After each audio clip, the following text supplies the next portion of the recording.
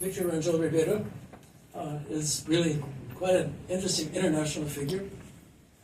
He was president of the Beethoven Society of New York, so his musical knowledge comes across in the novel, in which you'll see the names of so many composers and musical genres and compositions. One of the main characters, who's a violinist, who plays his violin throughout the novel. You can notice the novel published in 1998 was when the author was about 73 years old, and he's continued to write short stories and showed a very lively interest in the presentation of the novel Tivolem at Goa University today. I understand that this novel is taught here as well. I don't know if there's anyone in the audience who has read or taught the novel, but if not, I encourage you to take a look at Tivolem.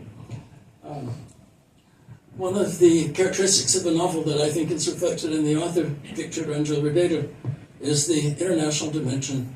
I mentioned in my opening remarks the other day, talking about a generation of Goan intellectuals and writers, scholars, somewhat after Victor Rangel-Ribeiro. What impressed me about them was their international outlook, combination of detailed knowledge, local knowledge about Goa, and the setting of the international outlook that we find.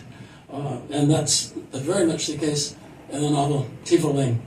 Let me say a little bit about the novel then and the map. So we might be tempted to think that this is a novel simply about a small Goan village, to which is given the name Tivolem, a village in Portuguese area, north of the Mondovi, but it's an anonymous name. It could be any village in Bardez that's meant to be a generic and typical village with all of the characters that we'll recognize, and perhaps close to Victor Rangel-Ribeiro's hometown of Saligan. The novel includes the opening page, this map, with an index so that we can locate, as if we were in the town, we can look at the residences of the main characters and of the local officials, the postmaster, the justice of the peace, and so forth, who are the main sort of intellectuals and characters in the village. And as we can see, numbers 18, 19, and 20 down on the main road are the post office and the town hall and the church, and then across the bridge, the primary school, the bridge in which all of the locals assemble to have their conversations. So we're creating through this map a community, right? Recreating this community of Tivolem with its various residents and characters.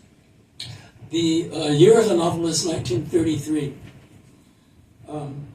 I don't know that that's it's just a year that he chose, but in the novel, in the whole series of chapters, the elders of the community, post office, justice of the peace, teacher, padre of the church, get together to discuss world events.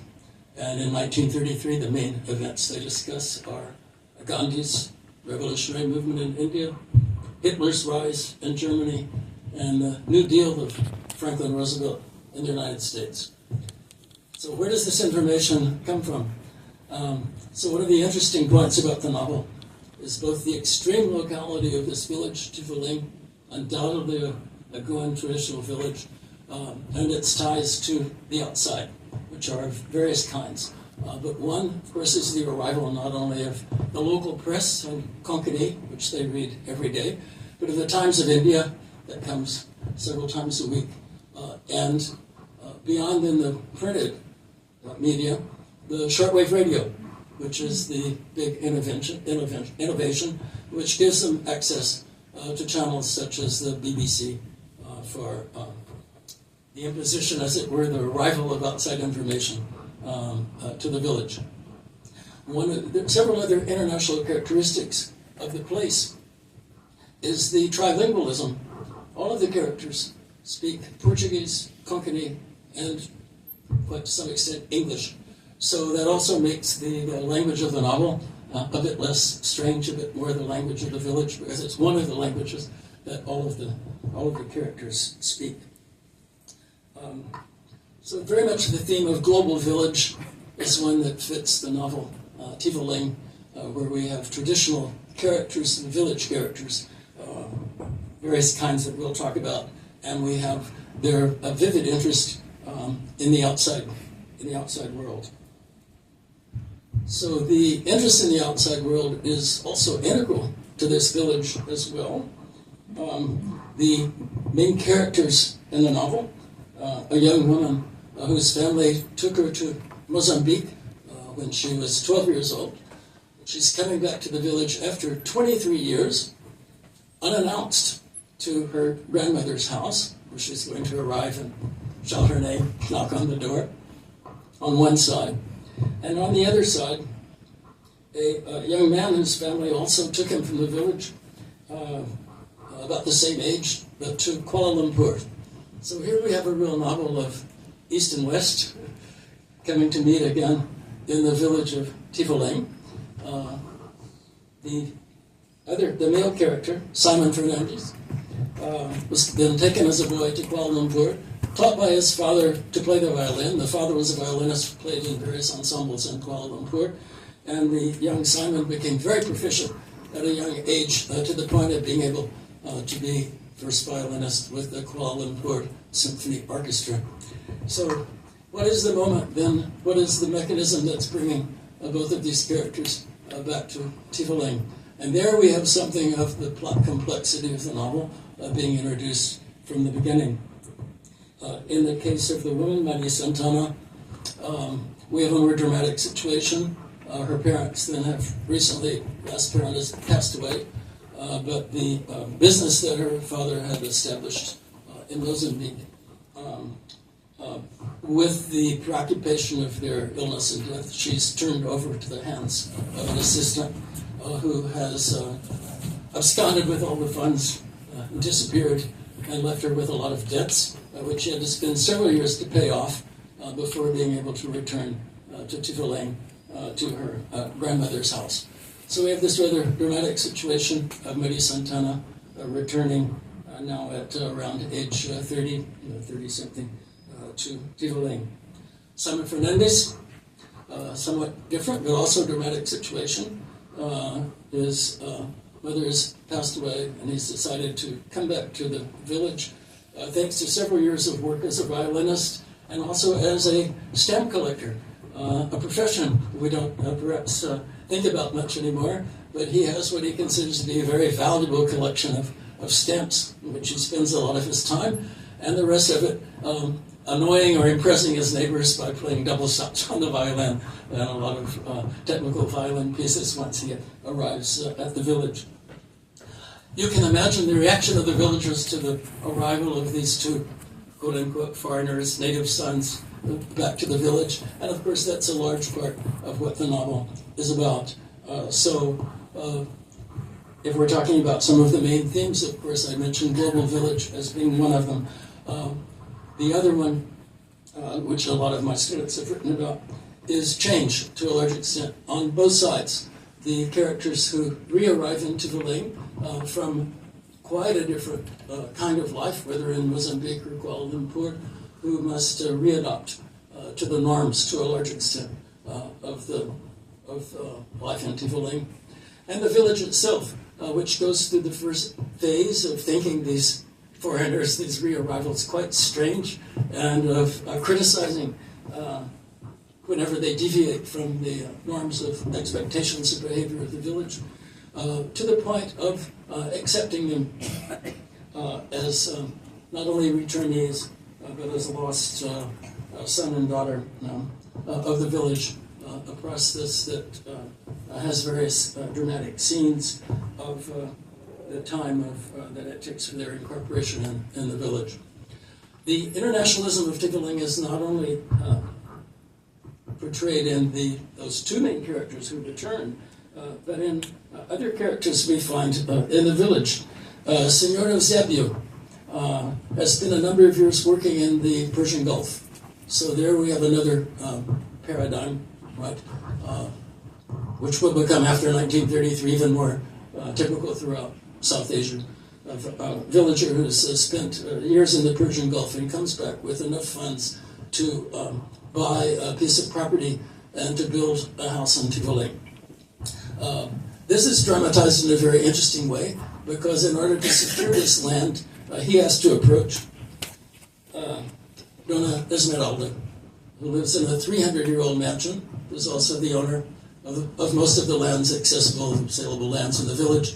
So he has to approach her and Dona Elena, another elderly lady, for permission to buy these lands. And there's a long argumentation about rationale for giving him this land for building his house. And then when he does build it, it's a contemporary style that Dona Esmeralda absolutely hates. And she comments, well, he's come back with money, but no taste at all. So here we have some of the gap in between outsiders returning, perhaps with more resources than the people in the village have, which of course would build up some opposition and resentment. And then the new house of Senor Eusebio, which is quite impressive, but in a style that no one appreciates. One of the other characters, Teodosia Rodriguez, has spent a number of years in Africa and has returned at age 45. So we have not only the young main characters of the novel, Maria Santana and Simon Fernandez returning, but we have other more elderly figures in the village who have also spent considerable time abroad. So it's perhaps for that reason that when they gather together, they're talking about international affairs of the day, right? So there's a direct link then between the elders of the village, their interest, and the international affairs of the time, which is a very interesting contrast with the local habits of behavior in the village to which Maria Santan and Simon Fernandez are expected to fit into. Another interesting detail, perhaps, is that when Simon Fernandez arrives, he's thinking of taking up residence in his family's old house, and to discover that it hasn't been cared for years, the roof has fallen in, it's in absolutely no condition to be habitable, so he decides later to rent a house, which conveniently happens to be just across the road from the house of Maria Santana's grandmother, which of course helps to set up the development of the subplot in the novel. Simon goes off to, sits on his veranda and plays his violin, and of course Maria Santana hears these beautiful melodies. So it's a symbolic way of associating the characters early in the novel. And of course, besides being a novel of village life and of its international dimension, it's also a love story after the various chapters where we follow the different encounters and interests shown by Maria Santana and Simon and vice versa. The list on the left gives us the name of and location of a lot of the main characters. So to that extent, the very map of the village is almost like a character in the novel. We get to visualize the places, the spots of encounter, the kinds of daily life of the characters. So Victor Rangel-Ribeiro was not neglecting some of the subcurrents of the novel. So I think a lot of the interest in reading Tivolem certainly is not in the stock characters. To that side, we might think of the novel as a kind of counterpart to the drawings of Maria Miranda of Goa, if you remember those, where you have kinds of satirical portraits, or certainly bringing out characteristics of different characters, but in a very sympathetic and a very loving way. So to that extent, the presentation of all these characters with all their foibles and manias is done by Rangel-Ribeiro in a way that will endear them all to a certain extent, in spite of themselves, to the reader of the novel. The novel is composed in various chapters that are essentially scenes. So to a large extent, this depiction of the village is done to a certain extent, again, like Maria Miranda, like a series of drawings, right? in which we follow different scenarios on the map and the different houses and roads, so that we're always in the novel locatable in a certain place in the village on this map. There are other very interesting themes that Rangel-Ribeiro is embedding in this novel as well. And one theme that my students have brought out that occurs right toward the beginning of the novel is the idea of rowing against the current. So when Marie Santana arrives on a ship from Bombay in the harbor, the Mandovi, she has to cross the Mandovi, right, to go to the village, and she's just missed the last boat. She has to go down by the river, where a boatsman named Shankar offers to row her across. And this becomes a very symbolic and interesting story throughout the novel for two main reasons. One is when he takes off with her, she notices he's rowing out toward the mouth of the Mandovi. She thinks, where is this person going? And he explains later that he rows out to the mouth in order to catch the crest of the waves of the tide coming in, which will sweep him much more rapidly to the opposite shore, as if rather than trying to simply row directly across. So this kind of strategy, right, picking the point, right, strategic point of crossing becomes a symbolic theme in the novel, particularly since we learn Shankar refuses to accept any payment and mentions that her father had been very kind to him years ago. We're unsure exactly why, but there's that idea of repaying a debt or revisiting previous times, which is implanted in the very beginning of the novel with the crossing of the Mandovi, symbolic crossing of return to a large extent to a life and her grandmother's house left behind. There are also some interesting questions raised when she arrives at Angeline Granny's house, her grandmother's house, unannounced. Of course, the grandmother's delighted to see her unexpectedly, and the question arrives, why has she not announced her coming? Why hasn't she written to her grandmother, not only about coming, but over a long period of time as well? And here we have a complication that brings again the two sides, the east and west, and returning to the village together. She's embarrassed to confess that she hasn't paid attention to her father's business, and that she's lost everything. She's returning without any funds at all, simply having paid off the debts that were left when she was cheated out of what she should have gotten by a very tall, Anglo-looking, blue-eyed fellow named John Fernandez. Keep that in mind. So when Simon Fernandez moves to Kuala Lumpur, his parents have another son, who's never fit in with the family because he was very tall, Anglo-looking, blue eyes, always very rebellious. And at one point, when the mother dies, he simply disappears. They look for him all over Kuala Lumpur, can never find him, no one knows what's happened. And he's changed his name, also anglicized his name to John Fernshaw. Right? So we're left with this mystery of what's happened to Simon's rebellious brother, and of course here we have one of the theme of recessive traits in the gene pool. What would explain this tall, blonde Anglo brother of Simon Fernandez? But there we have him as a character, another one of the sons of Michael and Faustina, the parents of Simon Fernandez.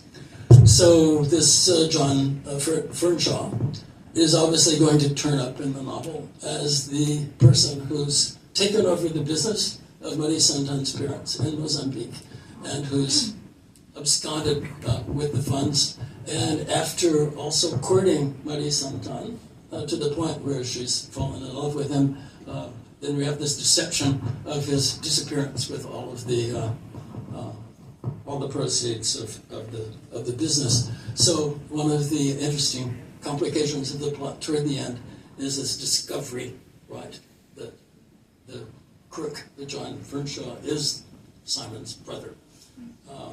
It's just discovered independently by both sides, and would have been a complicating factor to their getting together, except they put it out in the open and confessed. Simon says, "Oh yes, I guess this is my brother after all. You know how terrible I am, so devastated." And Marie Saint-Anne gives him credit for having confessed. So here we have the international dimension, East, West coming together in this complicated fashion, to the point that then Simon and Marie Saint-Anne at the end of the novel can announce their upcoming marriage. Again, the rowing against the current, the reintegration in the village, everything that's necessary to be accepted to a large extent. And we notice in the novel that at first Simon, for example, stays by himself. He's playing through his repertoire of violin pieces, and he doesn't interact much with the Father José Mascarenhas, with the Justice of Peace, Gustavo Teles, with the English high school principal, Mr. Tendulkar, with the postmaster, Caetano Bragança, or with Teotosi Rodriguez, the gentleman back from Africa. But by the end of the novel, he's joining them for the conversation about international affairs, right? And joining in their interest in games. So this is another form of integration of some influences. With Marie Saint-Anne, it's also a bit more difficult because we have a gossipy aunt in the novel, Josephine Auntie, who is accusing Marie Saint-Anne of having an evil eye, influence on people there. So Marie Saint-Anne gets wind of this, talks to her grandmother. You know, they say, you know, I'm having a bad influence, I'm evil eye, what do I do about it?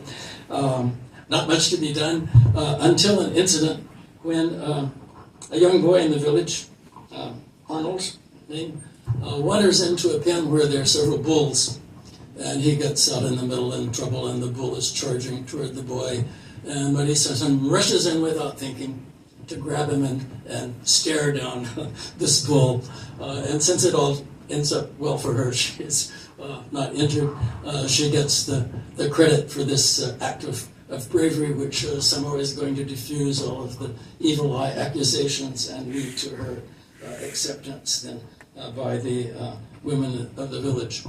So the stock characters, besides the ones I mentioned before, the male intellectual group of the village getting together to go over the outside news, we have some local color as well. We have a young fellow who's named Lazarinho in the novel, who seems to turn up stealing things all over. People will find things missing. Oh, it was Lazarinho. And sure enough. And he's colorful because all these incidents he finds the most ingenious excuses. Well, another couple wakes during the night, there's a noise, and they rush out, and the bicycle's gone. Bicycle's gone. So there's Lazarinho on the road with bicycle. So what does he say? Caught. Notice this, well, you can never imagine. Here I was on the road and I find this bicycle and I was bringing it back to you.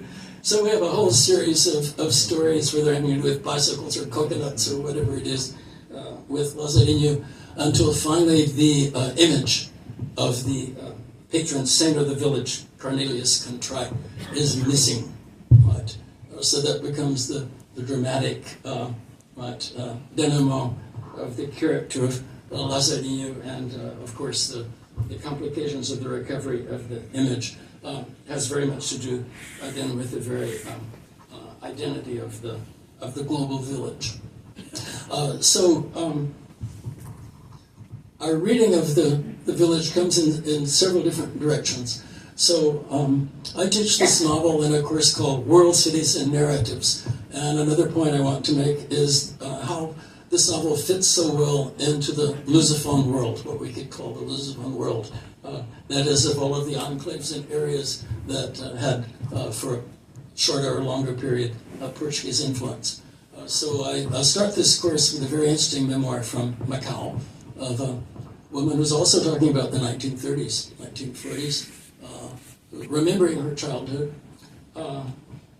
And there are the possibility of so many crossovers, right, in the ceremonies and the nature of the various communities with that memoir.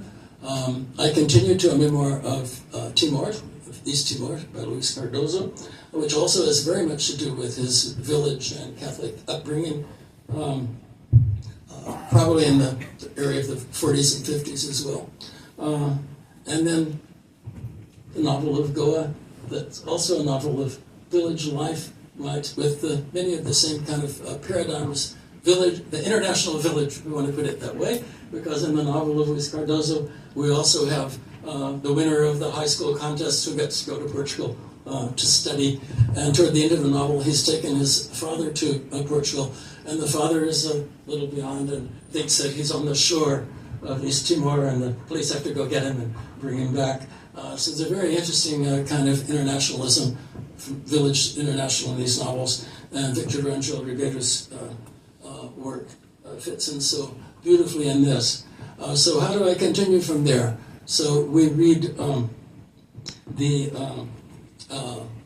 Angolan novelist Agualusa, right, the Vendedor de Passados, but someone who's inventing a past. We read a Cape Verdean novel, and then finally I get to Brazil and end in Portugal with Saramago.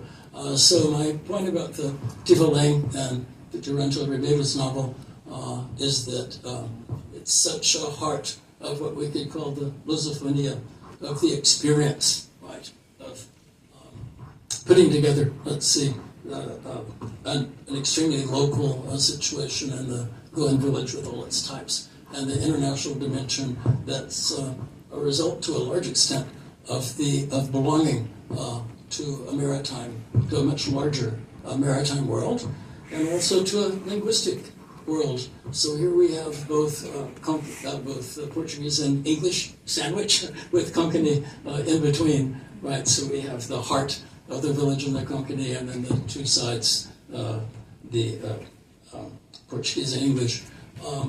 But of this, I think the Konkani is of course much more tied, much more integral to the village. The Roman, the boatman who takes Maria Santana across the Mandovi, who has a tie to old tie to her parents,